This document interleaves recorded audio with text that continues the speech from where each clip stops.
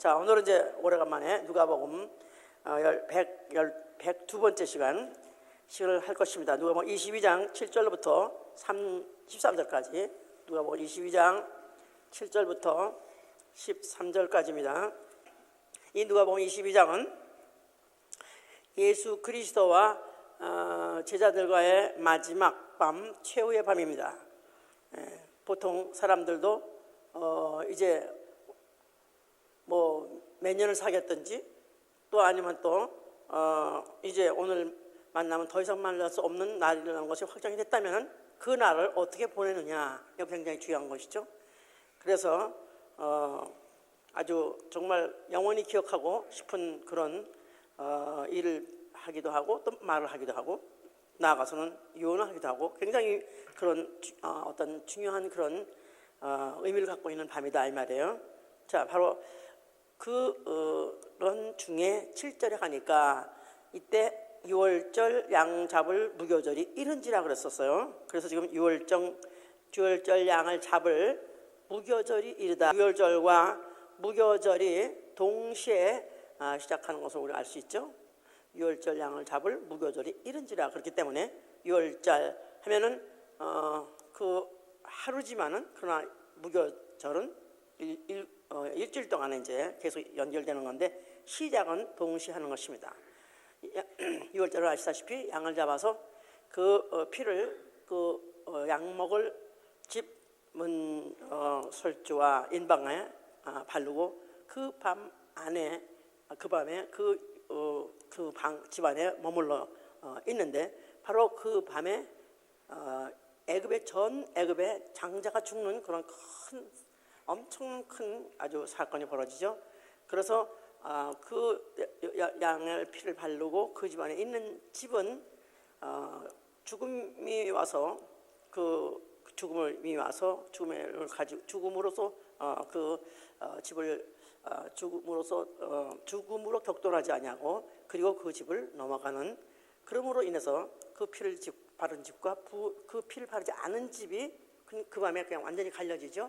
물론 이스라엘 사람들에게는 그것을 알려줬기 때문에 그것을 그대로 행했을 때 죽음의 피해 넘어가고, 또 애굽인들은 그 말씀을 들은 적도 없고 또 믿지도 않기 때문에 결국은 그들은 그냥 고스란히 다 당한 바람에 애굽인과 이스라엘인이 그 밤에 한밤째 딱 갈라지는, 구별되는 그런 밤이었던 것이죠. 이제 이 무교절이라는 것은 무교절, 그래서 unleavened bread, 그래가지고 누룩 없는 떡이에요. 누룩 없는 떡, 발효되지 못한 떡.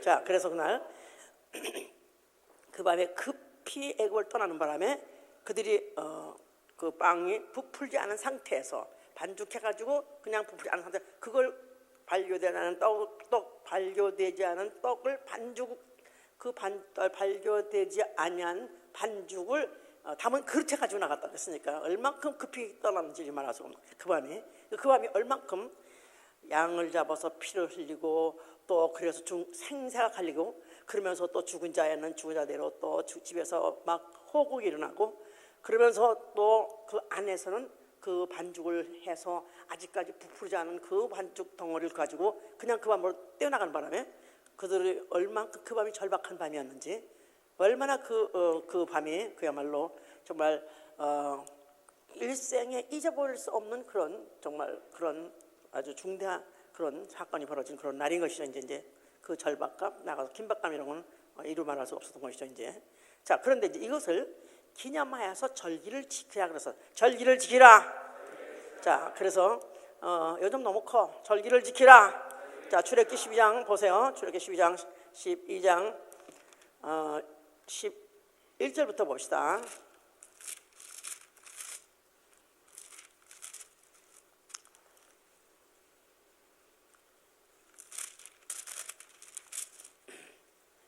너희는 그것을 이렇게 먹을지니 허리에 띠를 띠고 발에 신을 신고 손에 지팡이를 잡고 급히 먹으라. 이것이 여호와의 유월절이니라. 내가 그 밤에 애굽 땅에 두루다니며 사람과 짐승들을 물어라고 애굽 나라 가운데에서 처음 난 것을 다 치고 애굽의 모든 신에게 벌을 내리라. 나는 여호와로라. 내가 애굽 땅을 칠 때 그 피가 너희의 거하는 집에 있어서 너희를 위하여 표적이 될지라. 내가 피를 볼 때 너희를 넘어가리니 재앙이 너에게 내려 멸하지 아니하리라.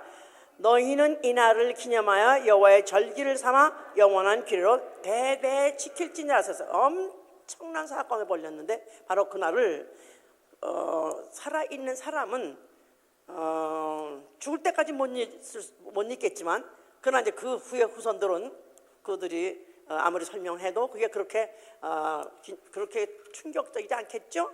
자, 그러니까 이것을 갖다가 완전히 그것을 다시 재현하면서 그것을 이제 기억하게 하기 위해서 이렇게 절기를 지키라 그랬던 것이죠. 이제 그래서 이런 유월절에 양을 잡아가지고 그 피를 흘리는 그 일을 하게 하는 것을 유월절 절기를 지키는 것이고, 또 그와 동시에 13장 6절에 가면은, 자 13장 6절 보시면은 6절에는 13장 6절 7일 동안 무교병을 먹고 제7일에는 여호와 절기를 지키라. 7일 동안에는 무교병을 먹고 유교병을 너희 곳에 있게 하지 말며 내 지경 안에서 누룩을 내게 보이지도 말게 하며 너는 그날에 내 아들에 베어 이르기를 이 예식은 내가 애굽에서 나올 때 여호와께서 나를 위하여 행하신 일을 인함이라 하고 이것으로 내 손에 기회와 내 미간의 피로를 삼고 여호와의 율법으로 내 입에 있게 하라. 자, 그래서 이는 여호와께서 능하신 손으로 너를 애굽에서 인도하여 내셨음이니 연년이 기한에 이르러 이 규례를 지킬지나. 그래서 또 무교병을 먹으면서, 그러니까 그 후에는 이제 일부러 누룩 넣지 아니한 떡, 그러니까 건빵 같은 거죠. 이 건빵 같은 거 금방 구워가지고 먹으면 말랑말랑해요. 그랬는데 이제 옛날에 우리 수제비 할 어머니들이 수제비 할 때 그거 이제 한 덩어리 띄워달라 그래가지고 그걸 우리가 이제 또 연탄에다 구워서 먹으면요 그 순간에는 말랑말랑해요. 그런데 그거에 좀 시간이 지나가면 이건 완전히 돌덩이야, 돌덩이. 이빨 부러질 정도로 그렇게 딱딱해 이제. 그런데 그렇게 딱딱한 떡을 먹으면서 뭐를 생각하느냐 하면 바로 너희는 애굽에 종되었었던데 그 밤에 바로 여호와께서 너희를 갖다가 이끌어내셨느니라. 이거를 기억해야 하는 것이다 이 말이에요. 그래서 23장 15절에도 무교병의 절기를 지키라. 무교병의 절기를 지키라. 유월절 절기를 지키라. 무교병의 절기를 지키라. 다 이건 뭘 기억하게 하냐면 너희가 애굽에 400년 동안 종살이 했었느니라. 그걸 여호와께서 너희를 갖다 한밤중에 갑자기 이끌어내셨느니라. 급히 나오느라고 반죽이 아직도 부풀지 않은 그 반죽 덩어리를 너희들이 안고 나왔느니라. 이걸 이제 기억하게 한 것이었다 이 말이에요. 자, 이렇게 해서 하나님이 이제 그들에게 절기를 지키라 했던 이유는 하나님이 이제 언약을 하시려 하는 것이다 이 말이에요. 자, 그래서 이제 언약 해보세요. 자, 언약. 자, 언약을 제일 먼저 누구하고 했다고요? 자, 아시는 분 손 들어보세요. 누구 성경 중에서 언약을 제일 먼저 하나님과 언약을 제일 먼저 한 상대가 누구? 한번 좀 얘기해봐. 누구? 아브라함? 응. 그러니까 걸핏 생각하면 아브라함이라고 신학자들도 많이 아브라함이라고 그래요. 근데 아브라함이 아니에요. 언약은 피 없는 언약이 아니라고 히브리서 9장 18절에 그랬었어요. 첫 언약도 피 없이 세운 것이 아니니. 그러니까 피로써 세우지 않으면 공식 언약이 아니에요. 약속이지. 예? 아브라함하고는 약속했죠. 그러나 사실 공식 카비넌트 나가서 테스타멘트가 되려면 이거는 피로써 세운 약속이래야 언약이 되는 것이다. 그래서 원래 이 성경 자체가 올드 테스타멘트, 뉴 테스타멘트 그래가지고 구약, 신약 나아가서 첫 언약, 새 언약 이렇게 돼 있죠. 자, 그런데 첫 언약은 결국 뭘 가지고 언약한 것이다? 그 첫 언약은 유월절 양을 가지고, 양의 피를 가지고 언약한 것이다 그 말이죠. 양의 첫 언약은 뭘 증표를 삼고 했냐면 양의 피 가지고 했던 것이다. 그래서 바로 그것을 이제 한말로 그냥 예표라고 말해도 돼요. 예표. 자, 그럼 새 언약, 신약은 뭐를 가지고 언약했는가? 그것도 마찬가지입니다. 유월절 양의 피입니다. 그런데 히브리서 12장 24절에 보면 유월절 양 그리스도의 피라고 말했어요. 유월절 양 그리스도의 피.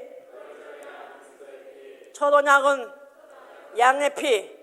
나아가서는 염소의 피도 된다고 그랬어요. 그러니까 짐승의 피다 이 말이죠. 그리고 새 언약은 뭐로써 세우셨다? 또 무엇이 그 증표다? 유월절 양 예수 그리스도의 피, 바로 그 피로서 그 예표를 완성한 것이다. 그래서 첫 언약을 새 언약이 완성했을 때 유월절 양이나 염소로 세운 그 언약을 예수 그리스도가 십자가에서 죽으신 그 피 가지고 완성, 즉 예표를 완성하신 것이다, 그 말입니다. 이제 그래서 이제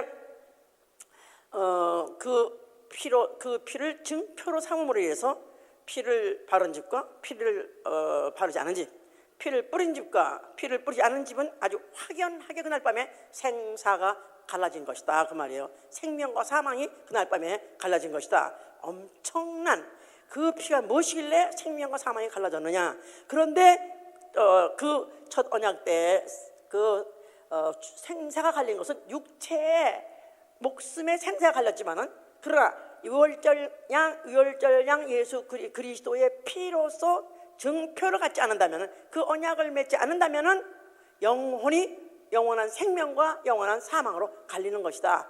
자, 알아들으셨죠? 자, 그래서 오늘 지금 이 시간에 예언과 예표에 대해서 잠깐 또 말해보자 이 말이에요. 자, 예언은 그 마태복음 11장 13절에 보면은 모든 선지자 및 율법에 예언한 것이 요한까지니 그랬었어요. 모든 선지자 및 율법에 예언한 것. 예, 그래서 이제 무슨 통틀어서 예언이라고 했는데, 좀 더 구체적으로 우리가 좀 가른다면은 율법은 예언이라기보다 예표, 보는 눈으로 보는 예언이죠. 눈으로 보는 예언. 그 다음에 선지자의 말은 귀로 듣는 예언이에요. 율법은 눈으로 보는 예언, 그래서 예표라고 해놓고, 그 다음에 선지자가 말하는 그거는 귀로 듣는 예언이다. 자, 그래서 이제 율법은 모형으로서 예언한다요. 모형 아시죠? 패턴. 그래서 모세에게다가 이렇게 딱딱하고 어려운 것만 해, 목사님. 맨날 이렇게 이게 깔려야, 이게 기본이 다, 이게 단단하게 서야 그 위에 무엇을 부어도 은혜가 되는 거예요. 예? 대충 이렇게 해가지고 그냥 엉성한 바구니 같이 된 데가 아무리 물 부어야 다 새게 돼 있어. 그러니까 힘들고 어렵더라도 우리는 이 말씀을 기본이 서야 돼. 예? 자, 그래서 율법은 모형이다. 모형, 패턴, 눈으로 보는 거예요. 비주얼이야, 비주얼. 그러니까 그 하나님이 모세를 불러가지고 산에 올라오라가지고 거기서 식양을 주시더라 그랬었어요. 호렙산에서 그걸 불러가지고 성소 짓는 식양을 줬어요. 그래서 히브리서 8장 5절에 산에서 보여주신 식양이라 말해요. 산에서 보여주신 식양, 이건 바로 뭐에 대한 식양이냐 하면 예수 그리스도의 오실 예표다, 그 말이에요. 그러니까 눈으로 보이는 형태로 하나님이 미리 알려주시고 보여주신 게 뭐냐 하면 율법이다 이 말이에요. 알았어요? 그러니까 옛날부터 오디오 비디오는 그때부터 있던 거야. 그리고 그건 비디오고, 그러니까 율법은 비디오로 치고 예언은 오디오로 치면 된다 이 말이야. 귀로 듣는 예언. 예, 그래서 이제 그 선견자들, 근데 그들이 그냥 그 선견자들은 선지자라고 말하기도 하고 선견자라고 말하는데, 선견은 미리 보다 그 말이에요. 미리 앞으로 있을 사건에 대해서 미리 봅니다. 환상을 통해서 보고 또 계시를 통해서 듣고 해서 영감으로 받은 그 계시를 그들이 입으로 말하죠 이제. 자, 그래서 이것이 바로 이스라엘 백성에게 이스라엘의 시작과 동시에, 이스라엘 백성이 시작과 동시에 쭉 그것이 같이 두 손으로 내려왔던 것이다 이 말이에요. 그래서 선지자들은 귀로 보기도 하고 듣기도 한 것을 말로 해요. 그래서 이제 입으로 말하는 자이기 때문에, 아론은 그가 모세가 자기가 말을 잘 못한다, 자기 입이 들어서 말 못한다 하니까 네 형, 말 잘하는 형이 있지 않느냐, 그래서 내가 그 입에다가 말을 줄 테니까 그가 또 너한테 말하고 너는 백성에게 말하라 그랬죠. 이제 사무엘은 대표적인 선지자요. 또 다윗도 그가 앞으로 예수 그리스도의 앞으로 예수 그리스도의 공생에 대해서 그가 상당히 복음적으로 많이 예언했죠.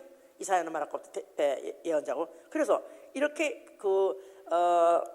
나오는 무슨 선지서 이런 사람은 다 입으로 그들이 말하는지 예언자다 이 말이에요. 이제 그런데 이 예언자들이 그들이 이제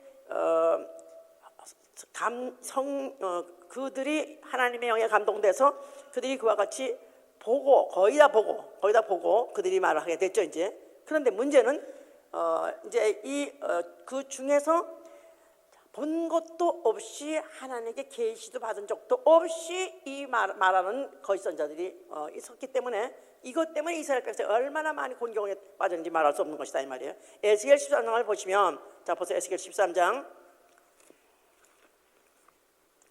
1절부터 봅시다. 에스겔 13장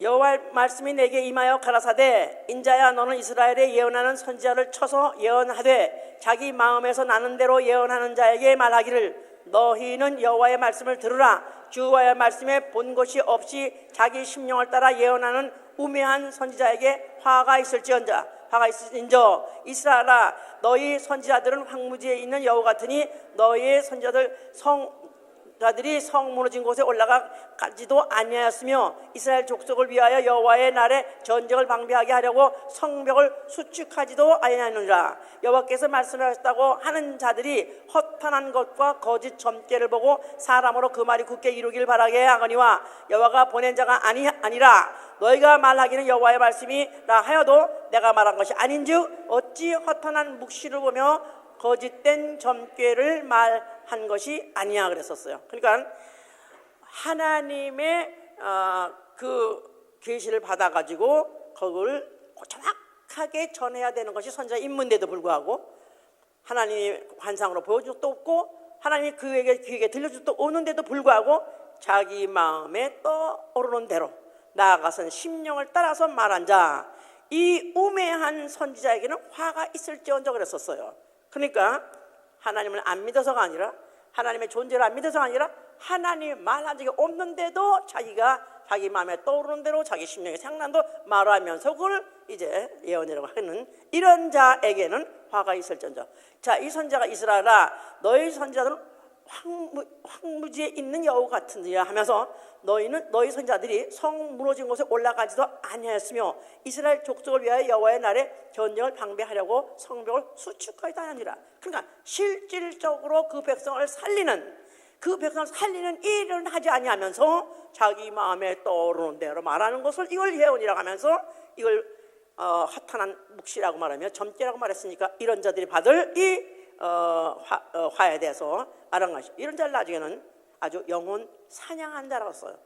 죽지 않을 영혼을 죽게 하는 그런 영혼 사냥하는 자 이들이 받을 그 화에 대해서 말씀하신 것이죠. 이제 그러니까 그때나 지금이나 그냥 계시는 받은 대로 그냥 직접적으로 직통 계시 받으려 하지 마시고 정말로 하나님의 영에 감동된 사람으로서 정말 하나님이 말씀을 주신 것을 만약에 전하는 것이 만약에 맞는다면 그냥 순종 복종하는 게 좋은 것이다 이 말이에요.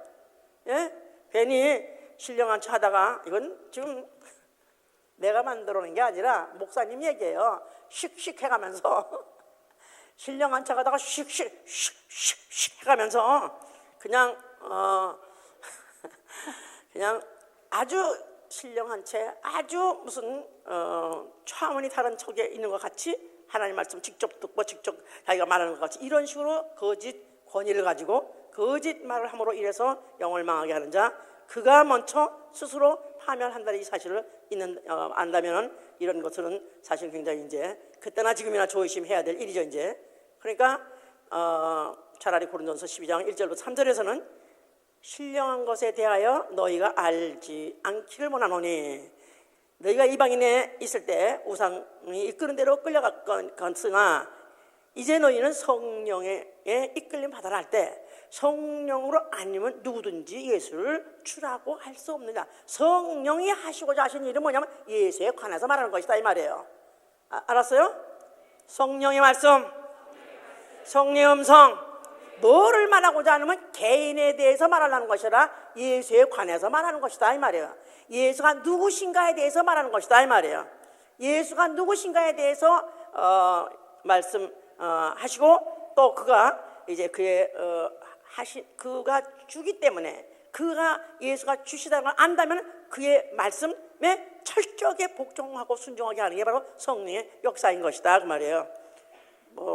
하여튼 요새 또 하도 뭐 인터넷에 누가 뜬다 보라 어쩐다 그래서 나도 또 그게 도대체 뭐가 어떤가 해서 한번 봤더니 아닌 게 아니라 하여튼 몇 년 안에 그냥 몇만 명이 들어가서 본다고 그러는 어떤 여자 강사가 하나님이 자기에게 이 사람들은 다 보통 이렇게 말해요. 오늘 이렇게 말씀하셨다. 하나님이 이렇게 말씀하셨는데 이렇게 말씀하셨는데 오늘도 자기가 말씀하시기를 아주 자기를 이번에 자기가 하와이를 갔는데 선물을 준다고 그랬대. 너한테 무슨 선물을 주냐. 그래서 무슨 선물 주실까 해가지고 자기는 너무나 기대했었대. 그래가지고 어떤 사람이 선물 주면 이거냐 하니까 그거 아니라고 그래. 또 그 다음에 어떤 사람이 뭘 주고 또 어디 뭘 줬더니 또 그것도 아니라고 그래. 그럼 뭐를 주실까 무슨 선물 줄까 했는데 그 다음날 누가 또 집회 끝에 어떤 사람이 미국의 무슨 하여튼 미국의 네이비 장교가 왔는데 그 사람이 어디를 가자고 그러면서 특별한 곳이라고 데려갔대요. 그래서 거기를 가봤는데 그 하와이에서 좀 떨어져 있는 어디 바다에 사방 2km나 되는 그런 섬이 있는데 그 섬은 오바마 대통령만 하는 곳이래요. 아니 왜냐하면 아무도 안 사는 곳인데 굉장히 해안이 너무너무 아주 해안이 너무너무 그야말로 그렇게 좋을 수가 없대. 그런데 거기는 미 해군이 보호한 보호구역이래. 보호구역. 그래서 오바마 대통령이 거기 이제 왔다 간 곳이래요 이제. 근데 그 사람이 자기를 가자고 그래서 거기 같이 가게 됐대요. 어디 가나 해서 배 타고 갔더니 여기는 아무나 가는 데가 아니라 대통령이 여기 가는 사람이 가는 곳이라고. 그래서 갔대요. 그래서 거기가 너무너무 진짜 해안이 굉장히 좋고 세상에 자기가 너무너무 원래 바다를 좋아했는데 너무너무 좋아가지고 절경에 취했는데 그랬더니 바로 귀를 들려주기를 바로 이게 내가 너한테 주는 선물이라고 그랬대요. 응?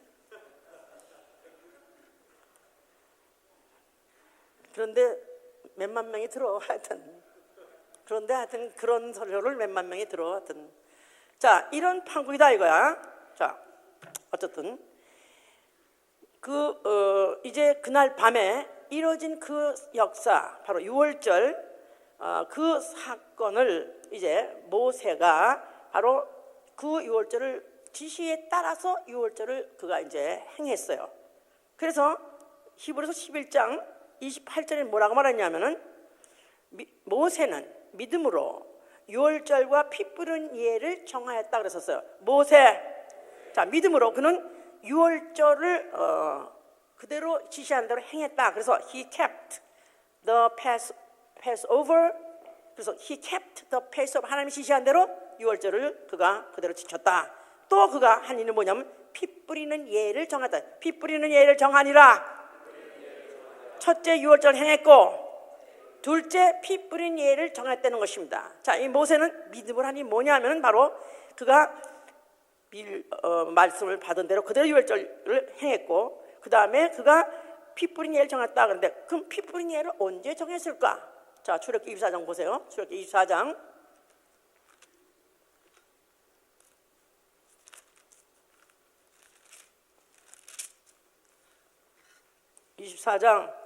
6절 보시면은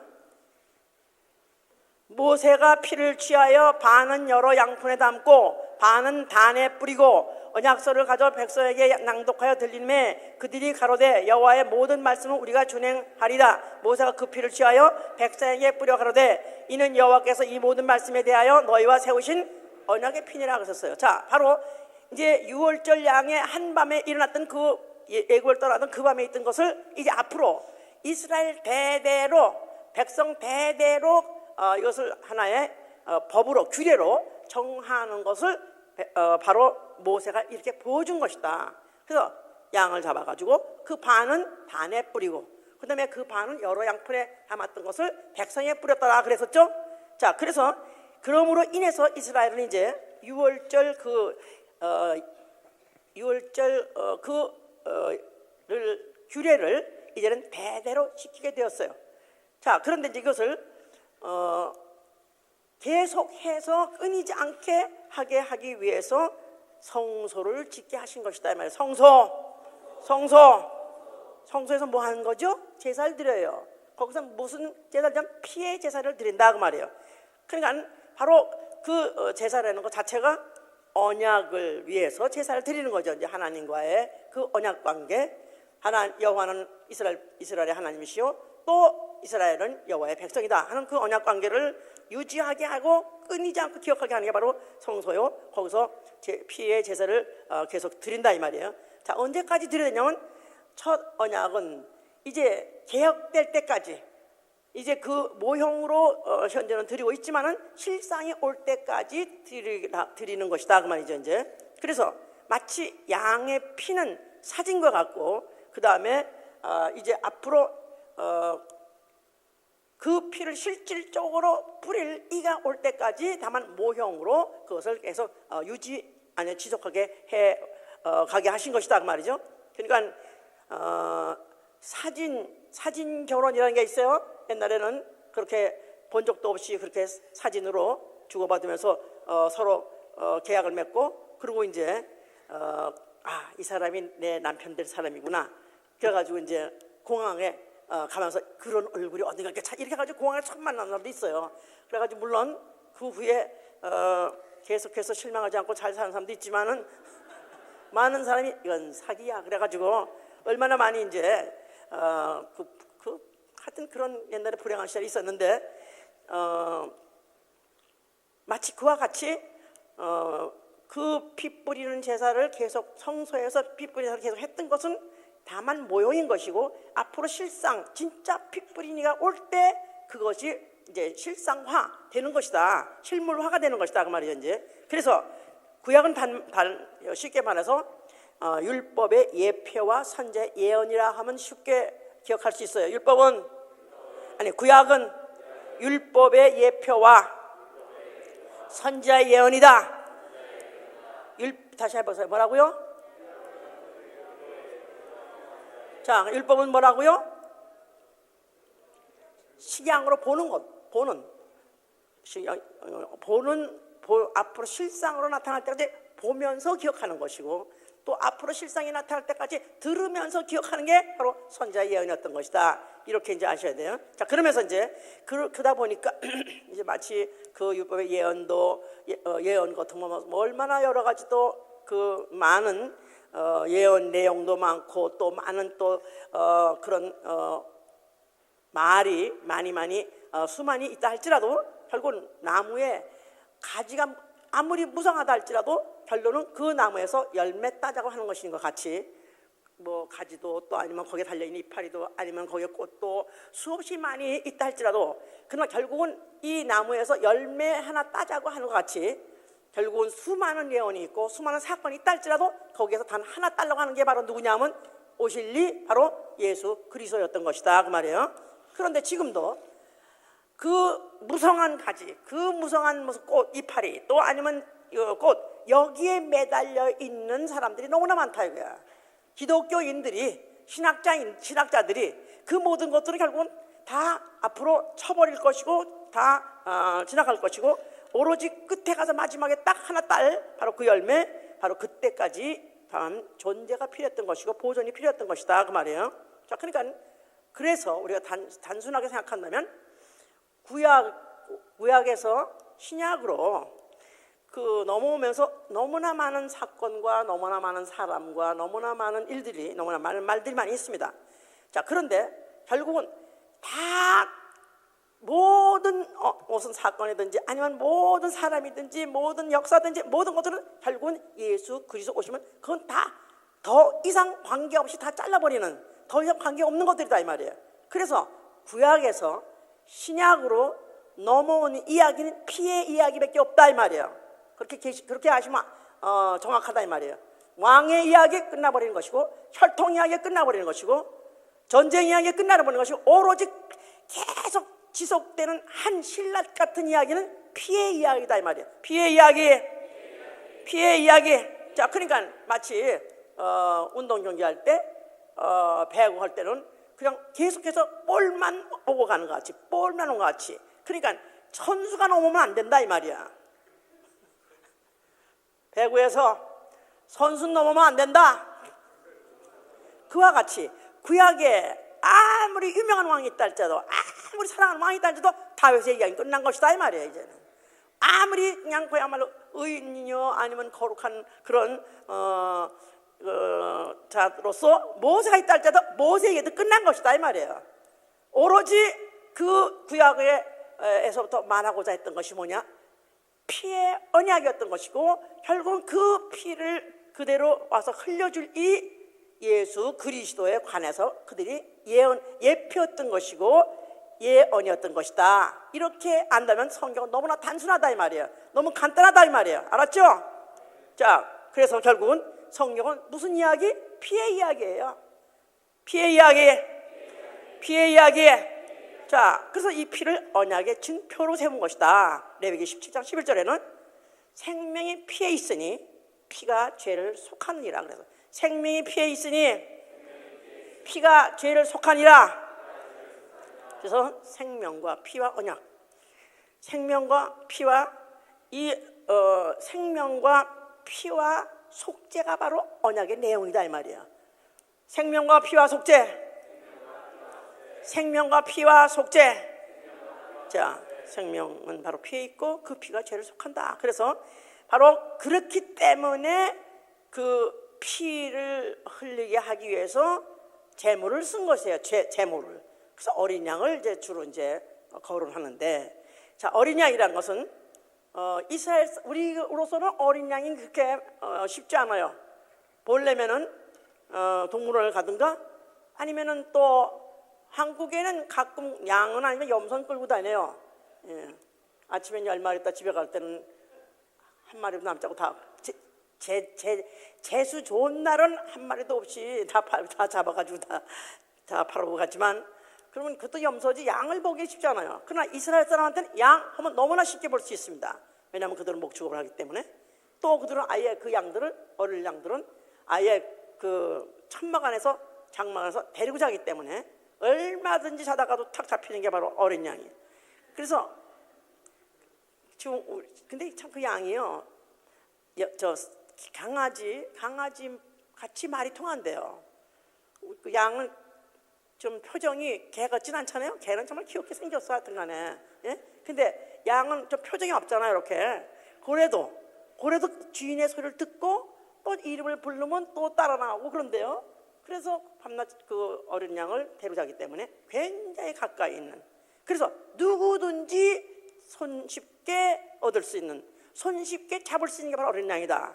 그래서 바로 은혜라는 것은 하나님이 그 생명이 피에 있고 그 피가 죄를 속한다 하는 이 절실한 절박한 이런 관계가 바로 피인데, 바로 그 피를 짐승에게도 얻었을 때 어린 양이라는 자체는 얼마든지 쉽게 얻을 수 있다, 그런 뜻이다 이 말이에요. 그래서 그 그리스도의 피, 바로 앞으로 그 생명을 영원의 생명을 주시고 그 피로 죄를 속하게 하시는 그리스도의 피는 누구든지 받을 수 있는 것이고 얼마든지 마실 수 있다는 것을 벌써 이미 보여준 것이다 이 말이에요. 어린 양의 피 얼마든지 얻을 수 있다, 누구든지 받을 수 있다. 자, 이것을 먼저 전제하고 깔아놓은 것이다. 그래서 첫 언약은 유월절 양 피의 언약, 또 새 언약은 유월절 양 그리스도의 피의 언약, 이렇게 되어 있다. 그래서 예수 그리스도는 새 언약의 중보라고 그래요. 새 언약의 중보. 자, 그런 새 언약의 중보시니 첫 언약 때 범한 죄를 속하게 해서 죽었느니라 그랬었어요. 그래서 예수 그리스도, 우리 주 예수 그리스도, 바로 새 언약의 중보 대신 이는 바로 첫 언약, 전 인류가 예외 없이 다 걸리고 무시할 수 없는 그 첫 언약의 이로 인해서 그 율법을 범하는 모든 죄들을 결국은 그가 가지고 속하고 죽으셨기 때문에 그 피로서 얼마든지 죄를 속함을 받을 수 있고 또 생명을 얻을 수 있다 하는 것을 말하는 것이다. 자, 우리 지금 오늘날의 신약 교인이 구약을 무시하거나 아니면 구약을 버리면 안 되는 이유, 왜냐하면 실제로 구약을 중요하게 생각하지도 않고 구약에 대해서 알려고 하지도 않고 아예 구약에 대해서는 설교도 안 하는 그런 목사들도 많이 있답니다. 미국 침례교단은요, 설교 본문을 구약을 절대로 인용하지 않는데요. 그들은 복음서를 우선시하고 주로 복음서에서 설교를 한다고 합니다.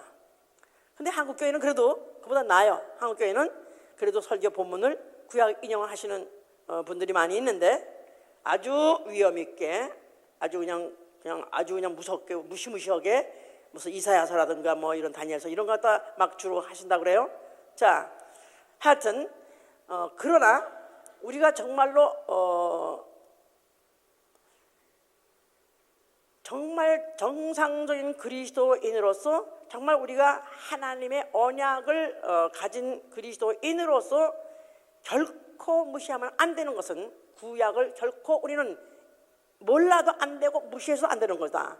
자, 그래서 하나님은 구약에서 하나님은 조물주시다. 이건 대전제예요. 하나님은 조물주시다. 그러니까 구약에서 하나님은 창조주, 조물주라는 것을 전제하고 하는데, 이걸 만약에 부정한데도 벌써 우리의 신앙 기초가 안 되는 것이고, 하나님은 이 수천 년 동안에 자기를 뭐라고 부각시키려냐면 언약의 하나님이라는 것, 언약의 주님이라는 것을 부각을 시켰는데도 불구하고 만약에 그걸 모른다면 결국은 구약을 모른다는 얘기는 신약도 모른다는 얘기고, 신약을 모른다는 얘기는 언약도 모른다는 얘기고, 언약도 모른다는 얘기는 예수 그리스도와 무관한 자가 되는 것이다 이 말이에요. 아무리 주여 주여 한다 할때도 무관한 자가 되는 것이다 그 말이에요. 그러니까 사랑 타령을 한다는 거야. 그냥 복음서에서만 하나님을 알라고 그러고 하나님을 이해하려고 그러고 하나님의 관계를 맺으려니까 결국은 하나님은 사랑이시다 이것만 결국은 강조하는 바람에, 실제로 하나님이 주고자 하시는, 사랑하기 때문에 주고자 하시는 독생자를 받아들이지 못하는 게 바로 문제인 것이다. 그래서 이 언약이라는 자체가 바로 유월절과 유월절 양의 피로 맺은, 바로 유월절 날 유월절 양의 피로 맺은 바로 언약. 그렇기 때문에 우린 예수 그리스도 유월절 양 예수 그리스도의 피로 맺은 언약, 바로 하나님과의 나의 언약은 예수의 피로 맺은 언약이다. 아멘. 아멘. 예, 이게 중요한 것은 유월절 양의 피로써 그 이스라엘 백성은 바로의 그 종에서부터 해방받았어요. 세상 임금 바로의 종에서부터 해방을 받았어요. 그리고 그들이 애굽을 떠나서 그들이 홍해를 지나서 나아가서 광야를 통해서 그리고 이제 약속한 땅으로 가죠. 그러면 그들을 이제 그때부터 여호와의 백성, 여호와의 종이라고 그래요.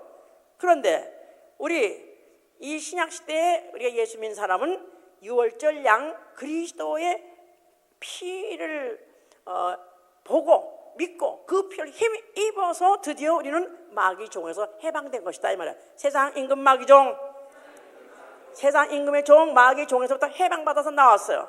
그래서 결국은 음부의 권세를 빠져나와 이제 예수의 이름으로 침례를 받고 이스라엘 백성이 홍해를 통과하듯이 예수의 이름으로 침례를 받아서 과거 사람은 장사 지내고 과거의 신분을 완전히 장사 지내고 종료시키고, 그리고 그때부터 이제 광야로 들어가서 그리스도의 백성, 마치 세상, 광야 같은 세상에서 그리스도의 백성으로 사는 것이다. 아멘입니까? 자, 이렇게 해서 우리의 신앙의 근원이 어디서 시작했으며 오늘날 나는 어디에 있는가를 아는 것이다 그 말이에요. 자, 피 해보세요. 자, 피가 중요한 것은 뭐죠? 피는 뭐 한다? 죄를 속한다 그랬죠. atonement, 죄를 속하는 거예요. 자, 우리는 예수 믿어서 그 피로 말미암아 죄가 어떻게 됐죠? 사함 받았어요? 속함 받았어요?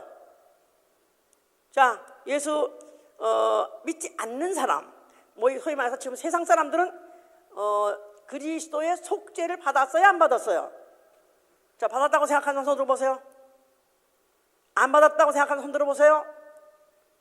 왜 다 하게 정직하지가 못해? 예? 예수가 십자가 죽으실 때 그는 이미 전 인류를 둘째 아담으로 죽으면서 마지막 아담으로 죽으면서 첫째 아담의 죄를 속했어요. 그러니까 믿거나 말거나 알거나 모르거나 환영하거나 안 환영하지 않거나 전 인류는 다 속함을 받았어요. 아멘. 자, 그러면 죄를 속하단 말은 죄값을 치러주다 그 말이에요. 죄값을 치러주다. 아담 안에서 유전받은 원죄와 평생 동안 내가 진 자범죄와 또 마음에 있는 본죄까지도 다 이미 속죄는 받았다 이 말이에요. 그러면 믿는 사람은 그 피를 받아들임으로, 예수의 이름을 영접할 때 그 피를 받아들임으로 그 피로 죄사함을 받는 것이다 이 말이에요. 알았어요? 2000년 전에 속죄는 끝났고 오늘날 그 피를 내가 받아들인 자는 죄사함은 오늘날 받는 것이다 이 말이에요. 알아들었어요? 그래서 이미 속죄에는 내 공로가 필요 없어요. 전혀 필요 없어요. 이미 예수 그리스도께서 2000년 전에 다 죄값을 치러주시고 지불해 주셨기 때문에 전 인류는 이제 그 소식을 듣고 그 피의 복음을 듣고 그 피를 받아들이고 내 죄를 씻음받고 죄사함을 받는 것이다 이 말이에요. 자, 나는 죄사함 받았다. 그래서 마태복음 26장 28절에 너희가 이 잔을 마셔라. 바로 이 죄사함을 얻게 해서 많은 사람을 위해서 흘리는 바 나의 피 곧 언약의 피니라 그랬었어요. 그래서 예수 그리스도의 피가 내 안에 있으면 나는 이미 예수 그리스도께서 치러놓으신 그 죄값을 치러놓으신 것을 그 공로를 힘입고 그 피를 힘입고 나는 죄사함을 받은 것이다. 할렐루야. 그래서 바로 이 피를 내 심령에 바르는 것이다 이 말이에요. 유월절 양의 피를 문설주에 바르는 것 같이 그 피를 내 영혼 내에 바로 바르는 것이다. 자, 그래서 그 피를 바르면은 그 당시에 그 피를 바르았을 때 죽음이 충돌하지 못하고 죽음이 침입하지 못했던 것 같이 예수의 피를 받아들이면 나 영원히 생명을 얻되 영원히 사는 생명을 얻는 것이다 이 말이에요. 자, 이 지금 우리가 우리에게 죄 지은 자를 사하여 준 것 같이 우리 죄를 사하여 주옵시고 그러죠? 주기도문에 우리가 우리에게 죄 지은 자를 사하여 준 것 같이 우리 죄를 사하여 주옵시고 그거가 좀 어쩌 보세요. 한번 마태복음 6장 9절부터 보시면은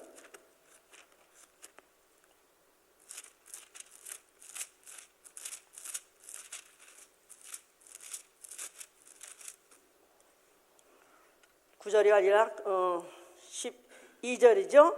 12절 우리가 우리에게 죄 지은 자를 사하여 준 것 같이 우리 죄를 사하여 주옵시고 그 다음에 14절에 가면은 너희가 사람의 과실을 용서하면 너희 천부께서도 너희 과실을 용서하시려니와 너희가 사람의 과실을 용서하지 아니하면 너희 아버지께서도 너희 과실을 용서하지 아니하시라. 여기서 죄사함 용서란 말이 여기서 지금 나오는데요.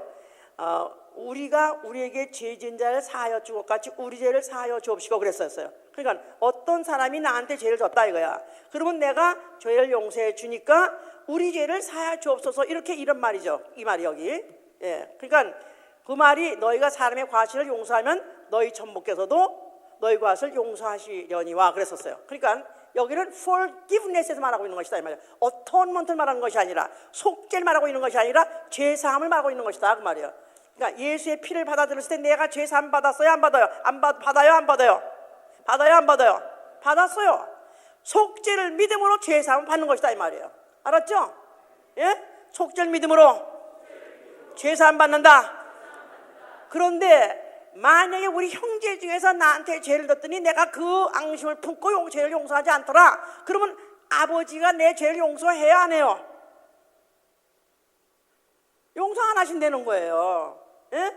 그러니까 forgiveness는 것은 우리가 우리에게 죄 진 자를 날마다 용서해야 되는 것이다 이 말이에요. 그러니까 이 속죄라는 것은 단 한 번에 예수 그가 단번에 그가 십자가에 죽으심으로 인해서 그가 그 죄값을 갚으신 것 같이 죄값을 치러진 것, 그거는 단번에 이루어진 거예요. 그런데 이제 우리가 살아 있으면서도 계속해서 또 죄를 용서받아야 될 일이 있는 것은, 이 죄사함이라는 것은 내가 그 속죄를 인정함으로 1차 내가 죄사함을 받지만은 하나님하고 나 사이, 하나님이 나의 사이가 중단되지 아니하고 계속 아버지가 자녀로 인정하고, 내가 아버지를 부를 때 아버지가 또 내 소리를 들어주고 내 기도를 응답해 주려면은 내가 또 형제의 죄도 사해 줘야 된다, 그 말이에요. 그러니까 내가 만약 형제에게 어떤 혐의를 갖고 있다, 아버지께서도 날 용서하지 못하고 나를 용서하지 못한다, 그 말은 아버지와 나 사이의 관계가 끊어진다가 아니라 아버지가 자녀를 도와줄 수가 없다, 그 말이에요. 그러니까 네가 소리쳐도 내가 널 도와줄 수 없는 것은 너와 나 사이에 뭐가 막혔느니라? 죄가 막혔느니라. 그러니까 속죄는 1회에 단번에 예수가 완전하게 해놓으셨지만은, 그러나 이 죄사함을 받은 자들은 그와의 관계를 계속해서 유지해야 되는데, 내가 바로 또 내 형제에게 진 죄까지 용서해 줬는데, 내가 바로 이 속죄를 내가 어떻게 받았냐? 나는 다만 은혜로 받은 것이다, 이 말이야. 그렇죠? 은혜로 속죄 받았다. 은혜로 죄사함 받았다. 자, 그렇으니까 이제는 만약에 내 형제가 나한테 죄를 진데도 나도 아무 공로 없이 용서를 받았으니 나도 아무 걸 대가를 요구하지 말고 용서해 줘라, 그 말이에요. 나도 대가를 치른 적 없이 용서 받았으니 형제가 내게 지은 죄를 아무 대가를 요구하지 말고 무조건 용서해 주라. 그와 같은 이치에서 내가 죄사함이라는 이 관계를 유지해야 된다, 그 말이 무슨 말인지 아시겠어요? 예? 그러니까 내가 만약에 혐의를 누구한테 갖고 있고 아직도 용서하지 못한다, 그러다가 죽었다 이거야. 그러다가 죽었다 이거야. 그러면은 구원 받을까요? 못 받을까요?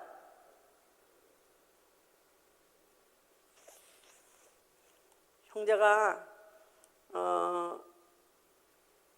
무슨 혐의가 있으면은 너희는 무슨 제단에 가서 제사를 드리기 전에 먼저 그 예물을 놓고 샤워하고 그리고 나와서 또 제사를 드리라고 그랬잖아, 썼어요? 그와 같이 하나님하고 나 사이에 이 관계가 그 죄사함이 나한테 완전한 무결한 그런 관계가 되려면은 이 땅에 있는 동안에 나도 내게 지은 죄를 반드시 용서해야 된다.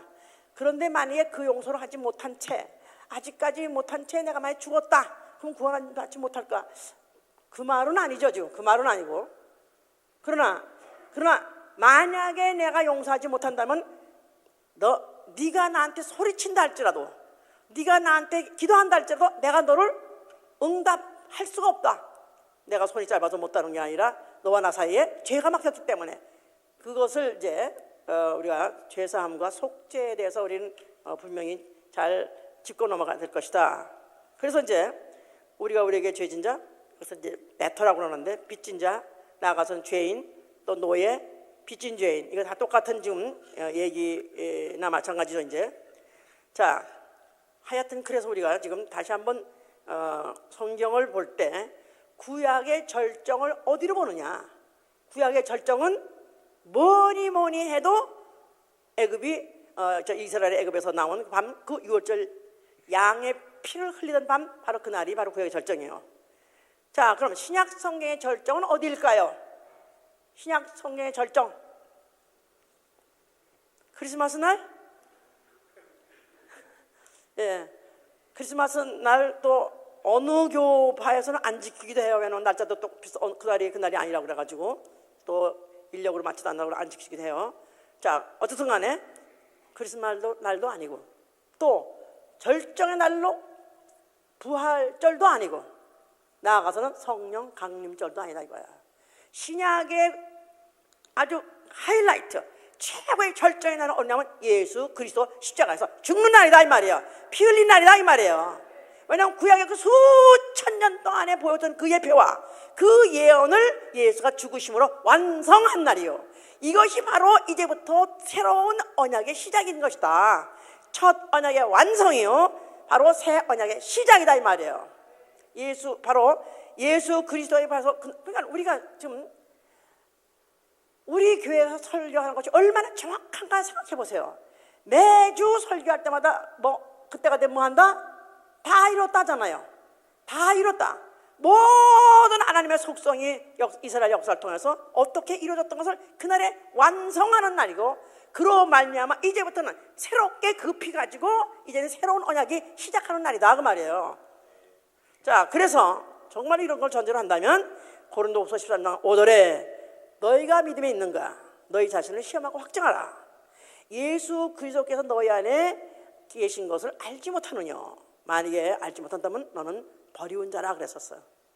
자, 우리가 믿음에 있으면 아멘 하세요. 내가 예수 믿으면 아멘 하세요. 자, 그렇다면은 정말로 내가 뭐를 믿는 것이냐? 구약인이 평생 죽을 때까지 잊지 말아야 될 것은 절기가 되면은 양의 피를 흘려야 된다. 그래서 양의 피를 잊지 않고 사는 것 같이, 만약에 우리가 그리스도인 되었다면은 우리는 죽을 때까지 잊지 말아야 되는 것은 예수의 피가 바로 내 안에 있다는 것을 잊지 말아야 되는 것이다 그 말이에요.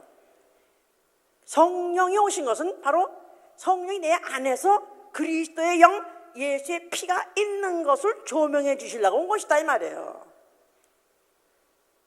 성령이 다른 일 하려고 온 것이 아니라 친히 우리의 영으로 더불어 우리 속에 그리스도의 영이 있는 걸, 예수의 피가 있는 것을 증거해 주려고 오신 것이다 그 말이에요. 그러니까 성령 받으니까 성령의 은사만 중요하다 해서 그쪽으로만 밤낮 은사 쪽으로만 열심히 하고, 하여튼 무슨 야식의 오순절 교단이요. 너무 무식하고 너무 문제가 많은 것은 미국의 오순절까지 다 그래요. 예배 2시간 3시간 막 봅니다. 그런데 뭐 찬양 뭐 하여튼 많이 하죠. 그렇긴 해요. 그런데 그 다음에 또 말씀 또 그렇게 하고, 그 다음에 끝나고 나서 또 서서 이렇게, 그리고 뭐 샥샥샥샥 해가지고 넘어지고 쓰러지고 뭐 그러면서 그냥 보통 예배 때 그렇게 모든 지금 그렇게 한다고 그래요. 유럽 가면 거의 다 이제 그런 오순절 교회를 하는데 거기서 그렇게 해요. 그런데 그들이 정말로 이 복음의 핵심이 뭐냐, 성의 핵심이 뭐냐, 정말로 우리의 신앙의 핵심이 뭐냐면 예수의 피다 이 말이에요. 바로 이 예수의 피를 증거해 주시려고 온 이가 바로 성령이다 그 말이에요. 예배 왜 모입니까? 우리가 왜 모입니까? 주일날 왜 모입니까? 모일 때마다 그 잔을 나누고 그 피를 기억하는 것이다. 예배도 예수의 피 때문에 모이는 것이다 그 말이에요. 찬양도 결국 예수의 피 흘림에 대해서, 바로 그 피가 내 안에 있어서 나를 구원해 주심에 대해서 그 감사에 대해서 찬양을 하는 것이다. 자, 이렇게 해서 예수 그리스도께서 그 밤에 바로 이제 내일도 아니야, 몇 시간 후면은 이제 앞으로 자기가 잡혀가서 어떠한 고난을 받을 걸 그거 너무나 잘 아시죠. 마지막 밤인데 얼마나 심각한 날이고 얼마나 정말 온 신중을 다 기해야 될 그런 날이겠느냐 이 말이에요. 그런 심각하고 정말 심각하면 또 한편으로는 굉장히 기대되는 날이죠. 왜냐하면 수천 년 동안 해왔던 그 예표, 수천 년에 왔던 그 예언을 자기 한 몸으로 그 사건 때문에 이룬 날이기 때문에 얼마나 예수 그리스도 자체는 심각하기도 했지만 상당히 기대도 되는 그런 날이기도 했을 거예요. 왜냐하면 새로운 어떤 새 언약에 대한 개진이기 때문에, 스타트이기 때문에. 그러면서 이제 바로 누구들이 그동안에 그토록까지 잊지 말아야 되고 계속해서 그 행사했던 바로 바로 그가 나다. 바로 그 양이 바로 나다. 바로 그가 그것을 이제 보여줄 그런 날이 된 것이죠 이제. 자, 그래서 이제 그가 이제 아까 그 본문에 처음에 읽었을 때 유월절을 하기 위해서 이제 그 제자들한테 이제 지시하시기를, 유월절을 예비하기 위해서 이제 그 제자들 갖다 보내시면서 유월절을 예비하여 우리로 먹게 하라 그러셨어요. 그러면서 그 제자들한테 가서 이제 이제 가면은 어느 집에 가면은 거기 가서 예비를 하라 할 때 그 집에 가서 들어가서 집으로 따라 들어가서 그 집 주인한테 가서 이르라. 그러면서 우리 선생님이 얘기하는 말씀, 선생님이 여기서 유월절을 잡수실 터인데 그 객실이 어디 있느냐 하고 물으라고 그랬었어요. 우리 선생님이 우리를 심부름해서 우리가 왔는데 이제 유월절을 잡수실 것이다. 그런데 그 객실이 어디 있냐 하고 물으라고 그랬었어요. 근데 이제 그들이 큰 다락방을 보여서 거기서 예비하라 하신데 거기서 이제 그 말씀대로 이제 유월절을 예배했다 그랬거든요. 이제 그러니까 마치 이 밤에는 그 유월절을 절기를 이제 지키는 그 행사를 하시는데 바로 구약의 수천 년 동안의 유월절 절기를 해왔었는데 바로 그날이 무슨 날이냐면 그 유월절을 이제 마감하는 그 마감의 날의 예고편이다 그 말이야. 마감은 언제 하냐면 십자가에 죽으실 때 하신 것이고 바로 그것이 메시안 하루도 아닙니다. 메시안 후에 있을 바로 그 일에 대한 바로 예고편을 바로 보여주신 거예요. 그래서 바로 그날에 이제 거기서 유월절을 잡수시면서 바로 이 잔을 받아 마시라. 바로 이 잔은 바로 내가 너희의 네 죄사함을 위해서 흘리는 피 나의 언약의 피다 하고 말씀하시고 그 다음에 또 떡을 나눠주면서 너희는 받아 먹으라. 이것은 바로 내 몸이니라 하면서 그렇게 이제 성찬을 하신 것이죠. 한마디만 해서 떡을 나누시고 또 피를 나눠주신 것이다 그 말이에요. 그러니까 바로 이것이 바로 이 구약의 총결산, 바로 총결산을 해서 바로 집약을 해놓은 것이고 요것을 그대로 가지고 이루신 게 뭐냐면 바로 십자가의 사건인 것이었다 이 말이에요. 떡과 잔, 살과 피, 바로 떡과 잔, 살과 피. 구약이 뭘 말하고자 하는 것이냐면 바로 예수 그리스도가 앞으로 와서 죽을 그의 몸에 대해서 그 몸이 찢어져서 죽을 것에 대해서 말한 것이고 또 그 예수가 죽으실 때 흘리는 피에 대해서 말한 것이 바로 구약의 총 결산이었던 것이다.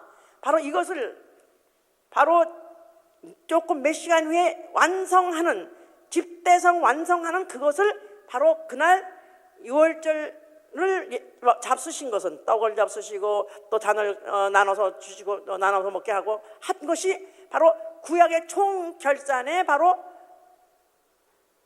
예고편이었던 것이다.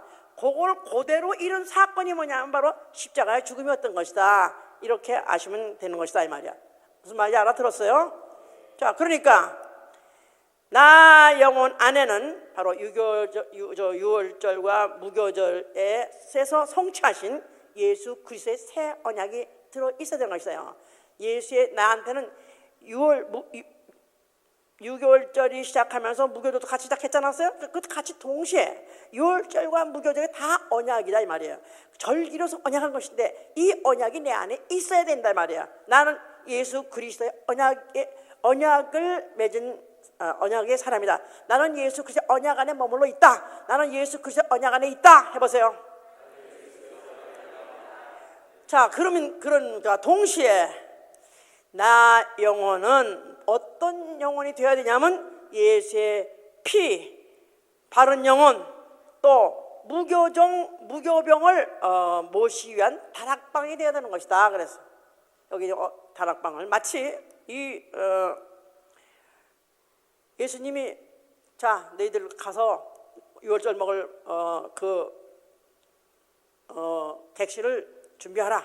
그러면서 어느 집 가서 만나가지고 그 집 가서는 우리 선생님이 잡수실 바로 유월절 잡수실 곳이 어디냐 하고 묻고 그들이 만약에 안내하면 바로 거기서 하라. 그러니까 마치 그냥 준비됐던 것 같이 아니 어느 집에 갑자기 와가지고 어떤 사람들이 와가지고 여기서 유월절을 우리 선생님이 잡수신다는데요.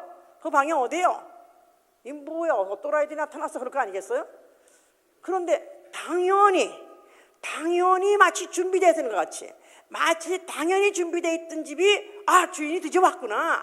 뭐 마치 다 준비해놓고 다 지금 그 잔치를 벌리려고 다 지금 다 만반 잔치를 다 지금 만반에 지금 다 해놓고 마치 주인이 온 것 같이 금방 아주 오픈해가지고 그것을 갖다가 할 수 있는 것은 그가 누구시냐? 그는 그렇게 할 수 있는, 그렇게 할 수 있는 자격이 있는 분이다 이 말이에요. 만물은 예수 그리스도를 위해서 준비된 것이다. 그러니까 예수 그리스도가 쓰시기 위해서 준비된 장소요, 도구인 것이다 이 말이에요. 아멘? 그렇다면은 나 영혼이 바로 예수 그리스도를 모시는 다락방이 되어야 된다 이 말이에요. 내가 좀 쓰자. 그러면 당연하게 준비되어 있듯이, 마치 그걸 위해서 수천 년 동안 기다리고 준비한 것 같이, 마치 수천 년 동안 그날을 위해서 산 것 같이, 예수 그리스도가 내 안에 들어오실 때 나는 영접할 수 있는 심령으로 준비되어 있어야 된다 그 말이에요. 예수의 피, 나 영혼에 예수의 피를 영접했습니다. 나 영혼에 유월절을 준비했습니다. 나 영혼에 무교절, 나 영혼에 무교병을 먹겠습니다. 유월절 피는 one time, 예수의 피는 한 번 영접하지만은 그의 그의 떡은 평생 죽을 도록 먹어야 되는 것이다 이 말이에요. 아멘. 나 영혼에 예수의 피가 있다. 나 영혼에 예수의 피가 있다. 나 영혼에 예수의 피가 있다. 이거야말로 성경 전체가 바로 노력했던 바로 사실이요. 바로 나 영혼이 모태로부터 태어나서 수십 년을 살았던, 몇 년 살았던 바로 내 일상에는 그날을 위해서 준비되어 있던 것이다. 나는 바로 예수의 피를 마시기 위해서 나 영혼이 태어난 것이고, 나는 이제부터 시작해서는 그가 내 자기의 소유같이 얼마든지 머무르시고 편안하게 머무르시고 준비된 양식을 내가 항상 준비한 것을 먹는 것 같이 나는 바로 그의 말씀을 복종하고 순종하고 먹으리라. 이것을 오늘 결심하는 바로 것을 이 장에서 메시지로 주신 것이다. 그래서 만일 내 안에 예수의 피가 있으면 아멘 하세요. 이거는 매일매일 확인해야 되는 것이고 매일매일 확증해야 되는 것이다 이 말이에요. 내가 새벽 기도 나온다 할지라도 나는 기도에 나올 때 무슨 자격을 하면 나는 예수의 피를 힘입고 나온 거예요. 내 안에 예수의 피가 있으니까요. 아멘. 예수의 피라는 이 묻힌 영혼이라는 이 자격 하나 때문에 하나님은 아버지라 부를 수 있는 것이고, 하나님과 나 사이는 끊어질 수 없는 관계다 그 말이에요. 그래서 오늘도 아버지라 부를 때 내가 과거에 어떤 실수하고 어떤 죄를 졌다 할지라도 내 안에 예수의 피가 있다는 걸 주장하라 이 말이에요. 예수의 피를 힘입고 난 나왔습니다. 내가 실수한 것도 있다 할지라도 예수의 피를 보시고 용서하여 주시옵소서. 예수의 피로 덮어 주시옵소서. 예수의 피로 덮어 주시옵소서.